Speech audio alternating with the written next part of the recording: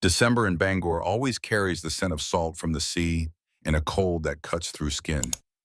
I have lived here my whole life, witnessing hundreds of winters that covered the streets in layers of white snow so thick you had to press your steps hard just to hear the brittle crack beneath your feet. My wooden house sits right at the edge of the bay, and from the living room window, I can see the pier where I once worked nearly 40 years ago, before I retired and before I lost Margaret. That afternoon, the wind from the sea swept against the porch roof, carrying a damp, biting chill. The fireplace crackled as the flames consumed the log I had just placed inside. On the table, next to a steaming cup of Earl Grey, was Margaret's brass compass, the gift she gave me on the very first voyage we took together. The surface of the compass was scratched, but the needle still pointed north as steadily as the day I first held it. I often turned it in my hand as if by doing so I could find the feeling of her presence again. I picked up the phone and opened the video call app to reach Ethan. The boy is a first-year student at a university out of state. His face appeared on the screen, the light from a window behind him making his hair shine. I smiled. I was thinking, if you are free, we could have Christmas dinner here this year. I would make baked cod and apple pie, just like when you were little. Ethan gave a faint smile, then hesitated. You don't need to come. My friend will be staying. I want to have my own time. I thought I had misheard. The wind outside the porch seemed to fall silent, leaving only the sound of the fireplace popping softly. I almost asked what you meant, but stopped myself. From the way his eyes avoided mine, I knew the answer would not make me feel any better. I sat there looking at the screen for a long while. Then I put the phone down on the table and turned the brass compass gently. The needle still pointed north without a quiver. I understand. My voice was low and firm, but it sounded distant, as if it belonged to someone else. No arguments, no bringing up the past. I stood and walked to the window. Outside, the pier lay under a gray, dim sunset, the snow falling in quiet waves. The moored boats swayed gently, their deck lights flickering weakly through the salt mist. That was where I had spent a lifetime building boats for other people, tightening each screw, shaping each piece of wood with care. And it was also where Margaret once stood waving me home. Now there was only me. I drew the curtains, returned to my chair by the fireplace, and reached for my tea without drinking it. For a moment, the room felt larger, colder. All the Christmases from years past came rushing back. Ethan as a boy, biting into apple pie and shouting Merry Christmas, Grandpa. Margaret adding more wood to the fire. Linda, my daughter, arranging gifts under the tree. And now that space was filled with a dense, heavy silence. I knew some storms do not need strong winds. Just a single sentence, a single look, can change the direction of a ship. And what Ethan had just said was, for me, that headwind. I leaned back in my chair, listening to the wood burn, feeling a strange calm.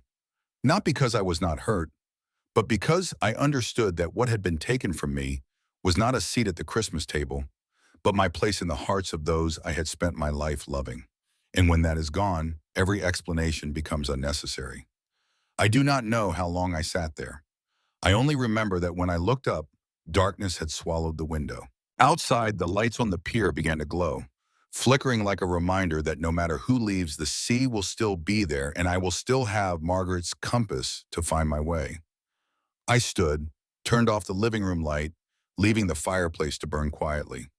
No promises, no plans to reconcile. Only me, the December cold, and the decision never to let anyone treat my presence as something that could be erased so easily. I opened the front door and stepped onto the porch. The cold hit my face like a sharp slap of clarity. From here, I could hear the waves striking the hulls, steady and patient. I looked down at my hands, calloused, sun-browned, then toward the distant pier fading into the snowy haze. A new chapter was beginning, and this time I would be the one holding the helm. Let me know in the comments where you are watching from. I sat still in the glow from the fireplace, the warmth sliding across my face but never quite reaching inside. For years now, whenever I felt my spirit beginning to sink, I would pull the wooden box from beneath the cabinet, set it on the table, and open the lid slowly. I had built this box myself from pine in the forest near my home. The surface had aged to a honey color, its corners worn smooth over time. Inside, there was no gold, no antiques, only stacks of papers, receipts, and letters, each tucked neatly into labeled envelopes. Laptop 2015, Summer Camp 2017, Bicycle 2009. I remember clearly the day Ethan was in fourth grade, standing outside the bicycle shop, eyes bright as stars when he saw the blue one he liked. I took money from my savings account and paid for it on the spot. Linda, my daughter, recently divorced from Mark for the first time, told me, "Dad, you do not need to buy such a good one." But I thought differently. The boy needed something new, something he could be proud of. And the smile on his face as he rode around the schoolyard that day paid me back 100 times over. Then when Ethan started middle school, I bought him his first laptop. Linda said the school required students to make presentations on PowerPoint, and the computer at home was too old. I remember standing at the checkout counter, card in hand, hearing the beep of the scanner, thinking, it is all right, I can still earn more. And when Ethan carried the box home, he said, "Thank you, Grandpa," without taking his eyes off the new game advertisement on the screen. I did not mind. He was just a kid, I told myself. But there is one memory I have never forgotten, both because it hurt and because it was beautiful. When Ethan was 10 years old, I decided to sell the last wooden boat I had built with my own hands, the Margaret Star, to start his college fund. I had made that boat over an entire summer, fastening each plank, sanding each detail. Margaret had sailed with me on it on calm water days. When she passed, I kept the boat in storage, taking it out now and then to polish it. But when Linda said to think about Ethan's future, I called a boatyard owner in Portland and sold it to him. The money went directly into an educational investment account in my name. On the day I signed the transfer papers, I kept a copy, put it in an envelope, and labeled it IHET. Ethan College Fund, starting point. Those papers, all of them, are in this wooden box. Each envelope is a fragment of memory, proof that I was always there, quietly holding things up. Yet over the past 2 years, I began to notice something had changed. It started with last-minute cancellations. Linda would call, her voice rushed. "Dad, we are too busy this week. Let's do it another time." I did not ask for reasons. I thought maybe they were tired from work, or Ethan was busy with school. But that another time often stretched into months. Then came last Thanksgiving. I called to ask what time I should come over. Linda was silent for a few seconds before saying, "Dad, this year Mark's family is inviting a lot of guests, so it will probably be crowded. Let's do it next year." I nodded, though she could not see it on the other end of the line, then hung up. I ate dinner alone that night with store-bought roast turkey, slicing one piece and putting the rest in the fridge. I also noticed the text grew sparse, not the kind that asked, "How are you? Dad or Ethan just won a sports scholarship," but the kind that said, "Dad, can you help pay to fix the roof?" Or, "Dad, can you lend me a little to cover tuition? I will pay you back at the end of the month." I paid, always paid, not because I did not know they would never pay me back, but because I thought as long as it helps them get through. But then, each time after sending money, I realized I got nothing in return except a curt thank you. No more photos of Ethan on his new bike. No moments of him opening Christmas gifts. No more laughter in the kitchen when Margaret was alive. I began to feel I was no longer Arthur, father, grandfather, but a bank account that answered the phone. A convenient source of money appearing when needed and disappearing once the transfer was done. Once, I tried calling Ethan midweek just to check in. He picked up, but his voice was hurried. "Grandpa, I am with friends. I will call you later." That later never came. A week later, I got a text from Linda. "Dad, Ethan's school has a field trip coming up, and we are a little short. Can you help?" I sent the money. No one mentioned the unfinished call. At times like that, I would look at Margaret's brass compass. Before, every time I held it, I felt warmth, as if the north it pointed to was where she was waiting. Now it was different. I looked at it and felt I was remeasuring the direction of my own life, wondering how far off course I had drifted since the day she was still here. I never told anyone about this feeling. At my age, people rarely complain about their children or grandchildren, especially in a small town like Bangor, where everyone knows everyone. But inside, I knew the thread connecting me to them had thinned. not because of physical distance, but because of the way they chose to treat me.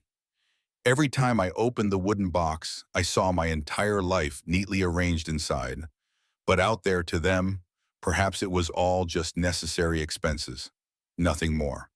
And that realization, even if no one said it aloud, was colder than any winter wind blowing in from the sea. That Christmas Eve, my house was as still as if every sound had been swallowed by the snow outside the porch.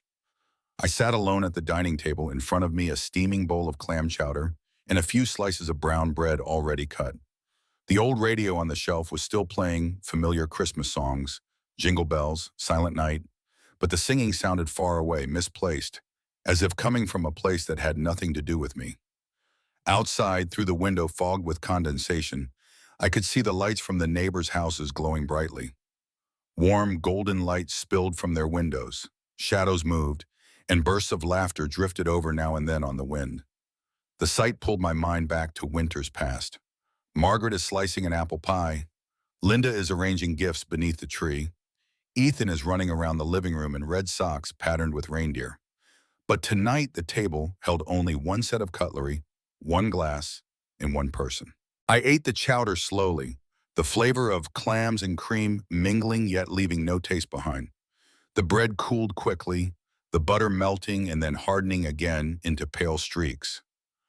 I wondered whether I was eating because I was hungry or only to pass the time until the evening was over. When I finished, I poured myself a cup of hot tea. Instead of taking my usual seat by the fireplace, I knelt beside the wooden cabinet and pulled out the worn pine box. The lid lifted to release the scent of old wood mixed with the faint hint of peppermint from a packet of desiccant I had placed there long ago. Inside was an entire life condensed into papers and envelopes. Every sum I had set aside for Ethan, every time I had tightened my belt to send money to Linda, every receipt for gifts or school supplies. I pulled out the envelope labeled Ethan College Fund, starting point. The bank papers inside still held the blue ink from the day I made the first deposit. I turned through the later statements, adding up the numbers in my head. When I reached the most recent one, my eyes stopped. The balance was over $180,000. I sank into the chair, the paper still in my hand. It was a large sum, enough to buy a small house or to keep me comfortable for the rest of my life. But to me, it was proof of 15 years of saving. Every dollar had come from repairing boats after I retired, from selling possessions I once cherished, from savings meant for my old age. All that time, I had never bought myself anything expensive.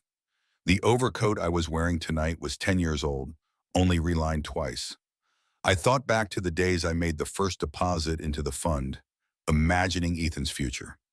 He would go to college, graduate, find steady work, and remember that his grandfather had been there to lift him. I never imagined another ending, until his words from that video call a few days ago echoed in my head. "You don't need to come. I want to spend time on my own." I set the paper down on the table and looked at Margaret's brass compass. It lay there quietly reflecting the lamplight. In the past, I had turned the needle north to remind myself that no matter where I went, I would always know the way home. But tonight I realized I had drifted far from my original course, a course I had believed was for the sake of family. If they did not want me present during the most cherished moments of the year, then they did not need the greatest gift I had set aside for them. Not because I wanted revenge, but because I could see now that what I had given had become an expectation, stripped of any real meaning. I had let them believe I was here only to provide, and that without money, I was worth nothing at all. I picked up the compass, turning it until the needle trembled and then settled back on north. The metal was cold but solid in my hand. A new heading was taking shape, clearer than any map. This time, the destination would not be the bank to add more to the fund, but a path that would take me out of the cycle of unconditional giving without appreciation. I closed the wooden box and placed it on the high shelf. The tea beside me had gone cold. Outside, the laughter from the neighbors' homes still carried through the air, as if belonging to another world, one I had once been part of but now chose to stand outside of. That night, I sat for a long time before blowing out the light, feeling something heavy slip from my shoulders. It was not exactly relief, but clarity. And sometimes clarity is the one thing we need most to begin a new journey. The next morning, I sat at my desk as the dim winter light filtered through the window, a thin layer of snow covering the glass. In front of me lay Ethan's college fund file, a steaming cup of black tea, and Margaret's brass compass. I read each page carefully, scanning over terms I had never paid much attention to before. It took only a few minutes to find the sentence I needed. The sole account holder has the right to dissolve the account at any time. The sole account holder was me. A chill ran down my spine, not from the wind outside, but from the realization that the decision was entirely in my hands. I did not need permission. I did not need an official reason. I only had to want it and sign my name. I closed the file and reached for the brown leather notebook I had carried since my days at the shipyard. On the first page in bold red ink, I wrote, Plan. Beneath it, I drew bullet points. Gather evidence. Every receipt, invoice, bank statement, photograph, letter, anything that could prove the 15 years I had supported Ethan and Linda's family. Contact scholarship programs. Find a place worthy of it, not for careless giving, but for investing in people who would truly value it.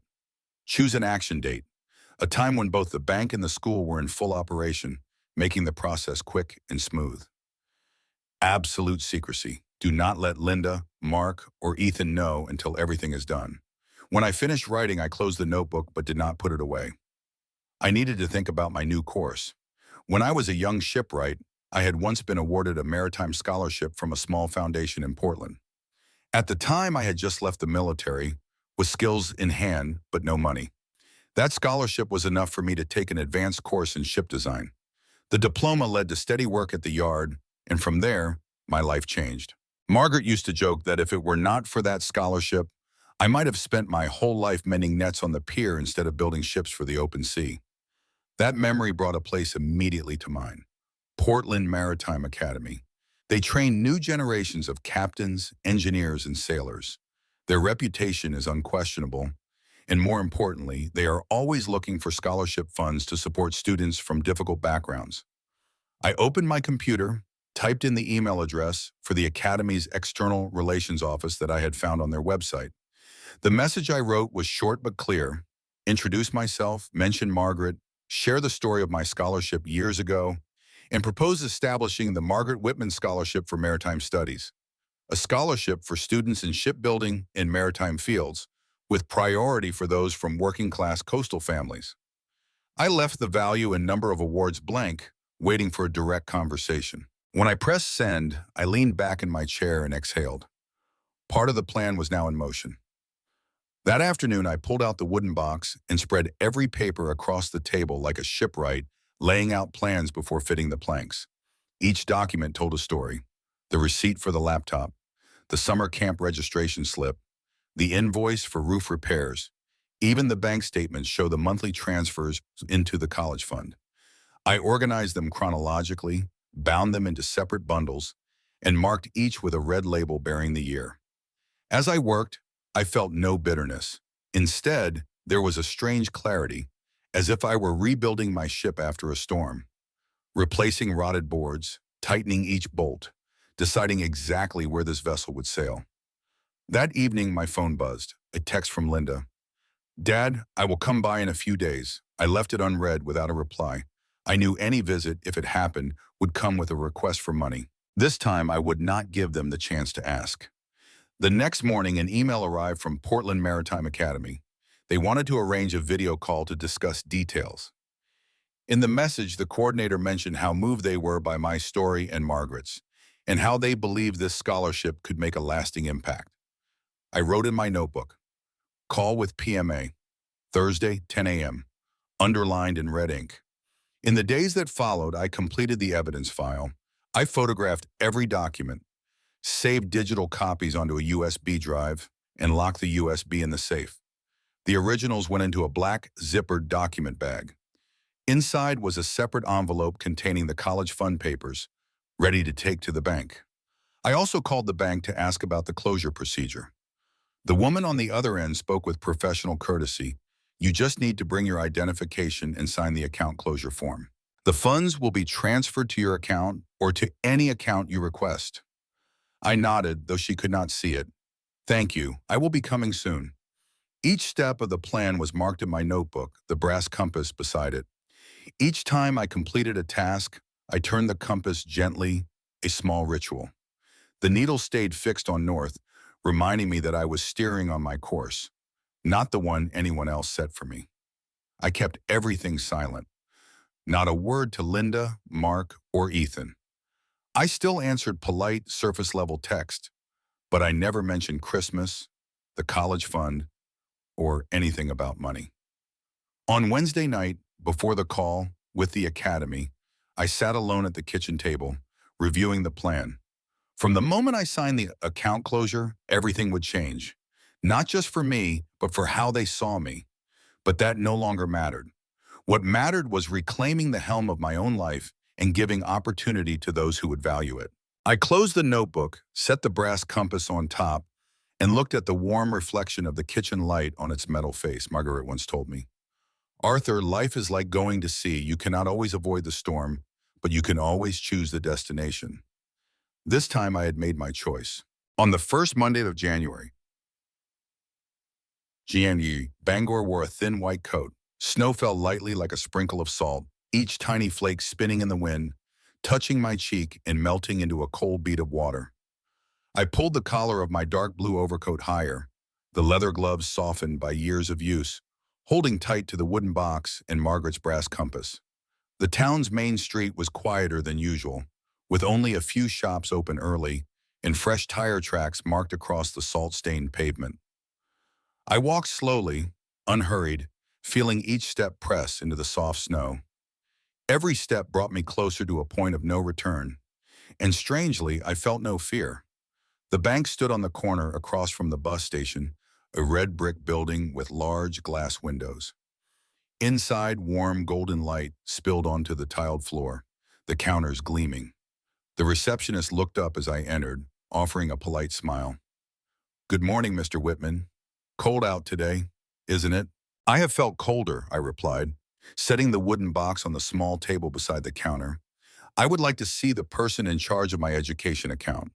In less than 5 minutes, I was led into a small meeting room with oak-paneled walls, a round table, and chairs upholstered in navy fabric. A man in his 40s, wearing a red tie, shook my hand and introduced himself as Jared, the branch's financial advisor.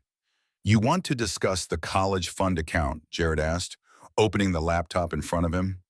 "Not discuss," I said, my voice steady and clear. "I want to close it today. Transfer the entire balance into a new personal account." He looked up, a flicker of surprise in his eyes, but he did not press. "Very well, Mr. Whitman. We will need to confirm your ownership and your signature. The funds will be released immediately once the account is closed." I opened the wooden box and took out the prepared documents. The original agreement, my identification, and a few recent statements. Jared reviewed each page, nodding as he typed, the sound of the keyboard blending with the faint patter of snow against the glass. "Sign here and here," he said, turning the documents toward me. I signed each line with a firm stroke. When the pen left the paper, it felt as though I had cut an invisible cord that had bound me for 15 years. Jared closed the file and confirmed, "The funds have been transferred. Your new account is active. You can withdraw or move the money at any time." "Good," I nodded. "And now I want to send part of it immediately to Portland Maritime Academy." That afternoon, I was at the offices of Portland Maritime Academy. The building stood by the Portland waterfront, training ships moored along the wooden pier, their white masts standing against the winter sky. From the second-floor conference room, through a large window, I could see the deep blue water rippling. The head of External Relations, Mrs. Collins, shook my hand firmly. "We are honored that you trust us, Mr. Whitman. The story of the scholarship you once received has greatly inspired our board." I set the wooden box on the table and took out the printed proposal. "I want to formally establish the Margaret Whitman Scholarship for Maritime Studies. Full tuition and living expenses for 10 students each year, with priority for those from working-class coastal families, like I once was." She opened the folder, her eyes brightening. "A lasting and meaningful commitment. We will ensure the scholarship carries your wife's name with honor and that its spirit reaches every recipient." We went over the terms together. the annual funding amount, the student selection process, and the regular reports they would send me. When all was clear, I signed the agreement. My handwriting was still steady, even with the age spots on my hand.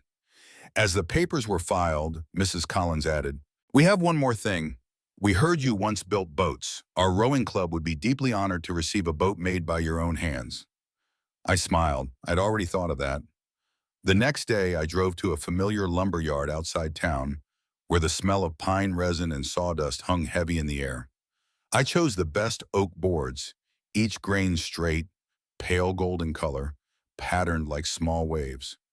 The owner, an old friend from my shipyard days, asked, "What are you doing with all this? I thought you had hung up your tools." "A gift for the maritime school. A small wooden boat for their rowing club, and I will mount Margaret's brass compass on the bow." He studied me for a long moment, then nodded. "That's meaningful. I'll make sure you get the best marine-grade varnish we have." Back home, I laid the wood in the garage beside the workbench that had remained untouched since my last boat. When my hands touched each plank, the old feeling returned, the sense of creating something from nothing, as if I were rebuilding a piece of my own life, but this time to give to people I had never met, people I believed would value it. On the shelf, Margaret's brass compass caught the yellow light. I wiped it gently with a cloth, then set it into the rough outline of the bow. The needle still pointed north, steady as the day she gave it to me. I whispered, "Margaret, we will take more people to sea, and this time they will be grateful." In the following weeks, I worked in silence. Each morning, with Bangor still quiet, I went into the garage to saw, sand, join, and fit. The sounds of the hammer and saw blended with the wind from the shore, sometimes with the smell of hot coffee drifting in from the kitchen. I told no one, posted nothing, gave no hint to Linda, Mark, or Ethan. The boat neared completion. The oak was smoothed, a coat of white paint applied evenly, a blue stripe running along the hull. I drilled a small recess in the bow, perfectly sized for the brass compass. Once it was fixed in place, I sealed it with waterproof adhesive, ensuring it would stay there no matter how far the boat sailed. On the day of delivery, I drove to Portland Maritime Academy, towing the boat behind me. The rowing club gathered on the pier, students lining up, their eyes lighting up at the sight of the new craft. I placed my hand on the compass and told them, "It will guide you not only at sea, but in life. Let it remind you that there is always a shore to return to, and always a new horizon to head toward." Applause rose, mingling with the gentle slap of waves against the pier. I turned away, walking slowly toward my truck, leaving behind the greatest gift I had made since the day Margaret died. All of it happened in silence. My family never knew the college fund was gone, that the money now fueled maritime dreams, that Margaret's brass compass was guiding strangers. But I knew, and that was enough.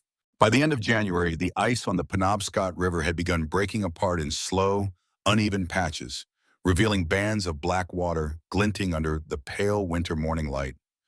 I was in the workshop behind my house, sanding the bow of the new boat, when the landline rang over and over. When I stepped inside, the caller ID showed Ethan's name. I picked up, and his voice came through, shaky with a threat of panic. "Grandpa, the school says I have to pay next term's tuition. I thought it was all taken care of." I could hear his quick breathing, and behind him Linda's voice, sharp but trying to restrain itself. "Let me talk to him." I didn't answer right away. A few seconds of silence passed before I said, "If you want to talk, come here. Bring both your parents." 2 hours later, the crunch of tires on frozen gravel came from the yard. The door opened, and the cold came in with three faces I had known my whole life, though now they felt strangely unfamiliar. Linda stepped in first, wearing an expensive fur-trimmed coat, lips pressed tight. Mark followed, tall and thin as always, his eyes avoiding mine. Ethan came in last, shoulders drawn in, snow-muddied shoes heavy on the floor. I gestured to the dining table where my wooden box sat neatly in the center. No one sat until I pulled out a chair and motioned for them to do the same. They sat in a row across from me, like a family summoned to the principal's office. Linda spoke first, her voice high and sharp. "Dad, what's going on with Ethan's college fund? The school says they haven't received payment. I want an explanation right now. I didn't look directly at her. Instead, I slowly opened the wooden box. Inside were envelopes, each carefully labeled. Laptop 2012, Summer Camp 2014, Bicycle 2010, and one thick bundle bound with a thin rope. I took them out one by one, laying each on the table with a small, heavy thump. This is the receipt for Ethan's first laptop when he started high school. This is the transfer slip for the science camp when he was 12. This is the photo of the day I gave him his first bike. In this, I lifted the thick bundle, is every document for the college fund I started when he was 10, after selling the wooden boat I built with my own hands. Ethan stared at the papers, his hands resting on his knees. Mark cleared his throat and tried for a gentle tone. We know you've done a lot, Dad, but Christmas was just an inconvenient time. I set the bundle down, keeping my eyes on him. You don't need to come. That's not a busy schedule. That's dismissal. And if I'm not welcome on the most important days, then the fund I built doesn't need to be part of your future. Linda's hand smacked the table, her voice breaking. You're punishing your grandson over one careless comment. This is his future. I leaned back slightly in my chair, pulling out one last envelope from the wooden box. Inside was the newly signed agreement with Portland Maritime Academy. I placed it squarely in front of them. That fund is now a scholarship in his grandmother's name, the Margaret Whitman Scholarship for Maritime Studies. Each year, 10 students will receive the kind of chance I once had as a poor young man. It's for people who want me in their lives. The room went silent. Ethan stared down, his hair falling across his forehead. Linda turned to Mark, her eyes flashing. Mark just shook his head, as if any argument was useless now. I went on, my voice low but every word clear. For 15 years, I gave not out of obligation, but because I wanted to. That changed when I realized I was just another line in your expense sheet. This money will take someone else where they dream of going, and I will spend what time I have left with people who see me as family in truth. Ethan looked up for the first time, his lips parting as if to speak, but no words came. Linda shot to her feet, the chair scraping across the wooden floor. I think you'll regret this. I met her gaze. Maybe, but at least I won't regret letting myself be taken for granted again. They left quickly, the sound of the closing door echoing through the wooden house. When the noise of the car faded into the distance, I gathered the papers and returned them to the box, locking it shut. Outside the window, the river's surface shimmered under the crescent moon, and the new wooden boat sat quietly under its shelter, waiting to be launched. I placed Margaret's brass compass in my palm, turning it gently until the needle settled on north. The course was set, and I would not look back. The first spring morning after it all, I stood on the porch of my newly built wooden cabin by Sebago Lake, a mug of hot coffee in my hand, steam clouding the rim of my glasses. The wind off the lake carried the scent of pine and fresh water. The surface lay flat as glass, disturbed only by a few ripples spreading from the bow of the wooden boat I had just finished. Margaret's brass compass rested there now, glinting in the sunlight, its needle fixed on north, a reminder each morning that I had set my course right.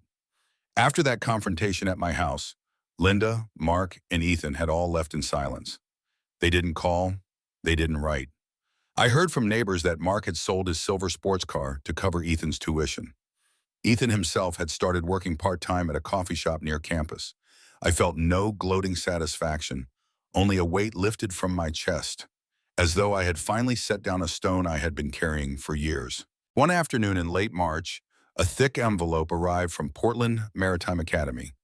Inside was a finely printed letter thanking me for the Margaret Whitman Scholarship for Maritime Studies I had funded. Along with it came an invitation to the first award ceremony in May for the first 10-year maritime students. They included a list of names: a young woman from a small coastal town in Alaska, a young man who had worked as a fisherman in Cape Cod, a boy raised in a poor neighborhood of New Orleans.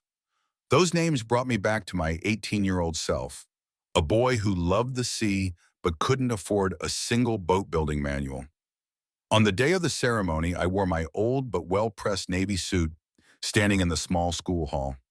When the headmaster read Margaret Whitman's name before the assembled students, I felt a light in my eyes I hadn't known in years. Afterward, a few students came up to shake my hand, thanking me, telling me the scholarship meant they wouldn't have to drop out.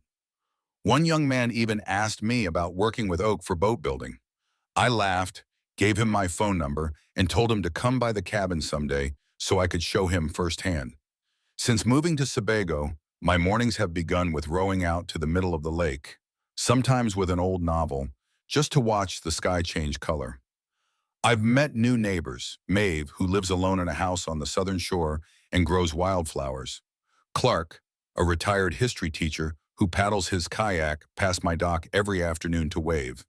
And now and then, a scholarship student drops by to help me adjust a deck plank or simply to sit and listen to my stories from the shipyard. The cabin stays simple: bookshelves along the wall, a pine table I built myself, a small fireplace for cold nights. On the table by the window, the wooden box of old papers still sits, but it is no longer a symbol of unconditional sacrifice. Now it stands as proof that sometimes, to love rightly, you must know where to draw the line. I no longer hope for a Christmas call from Linda or Ethan. I no longer wait for them to realize my worth. This new life, with the lake, the boat, the books, and the people who value my presence, is enough. I have broken the cycle of expectation and disappointment. Above all, I have reclaimed a sense of belonging to my own life. Each time the brass compass catches the sunlight, I remember the words I spoke that day. This money will take someone else where they dream of going. But now I understand something more. It isn't only money, it's also my time, my effort, and my heart, which I will give to those who truly see me as family. And that, more than any fund, is the legacy I will leave behind. I know some people will ask why I didn't choose to stay silent for the rest of my life and cut ties completely with everyone, or why I decided to use that money to help strangers instead of trying to mend my family. The answer lies in something I have come to understand. Money can never replace respect. You can buy back a house, repay a debt, even support someone for a lifetime. But if the foundation of respect has collapsed, anything you rebuild on it is nothing more than sinking sand. For many years, I believed my sacrifices were enough to earn closeness, that if I stepped back, they would step forward. But the more I stepped back, the further away they went. And what they took from me was not gratitude, but assumption. That was when I realized silence is not submission. Silence is a choice, the strongest weapon when paired with thorough preparation. Silence gave me the time to organize my papers, find a lawyer, pack what mattered, and define my boundaries with absolute clarity. And when I was ready, I didn't need to shout or prove anything. My actions spoke for themselves. Boundaries. I once thought they existed only in theory, but in truth, they are the fence that guards your self-worth. The moment you let someone cross yours once, they will see it as a right, not a privilege. And when they grow used to it, any attempt you make to reclaim fairness will be painted as selfishness. That's why boundaries must be set early and defended constantly, even when the ones on the other side are your blood. I chose to place my money into a scholarship because I know those students will value it, will see it as an opportunity rather than an obligation from the giver. I chose to build a boat with a brass compass on its bow because I want everyone who rows it to remember that the direction of their life is always in their hands, as long as they hold it steady and keep looking ahead. Now, looking back, I see I haven't lost anything. I've only cleared away what no longer belongs to me, making room for what truly deserves to stay. Any relationship not rooted in respect will never endure. And any bond that demands you sacrifice your dignity to preserve it is not worth keeping. If you are in a place where you have been excluded, disrespected, or taken advantage of, remember this: you do not need to prove your worth to those who have already decided not to see it. Invest yourself in the places that value you, whether that's a small circle of friends, a community project, or yourself. Do not fear walking alone. Do not fear loss. The only thing worth fearing is losing yourself in the effort to please others. And finally, I want to leave you with a sentence I've carried with me through all these months. Simple, but strong enough to keep me standing and away from the old path. If someone cuts you out of their table, don't let them keep eating from yours. If this story has reached you, share it so someone worn down by their silence will know they are not alone. And if you want to keep hearing journeys of standing back up and reclaiming worth through powerful silence, subscribe so you won't miss the next story.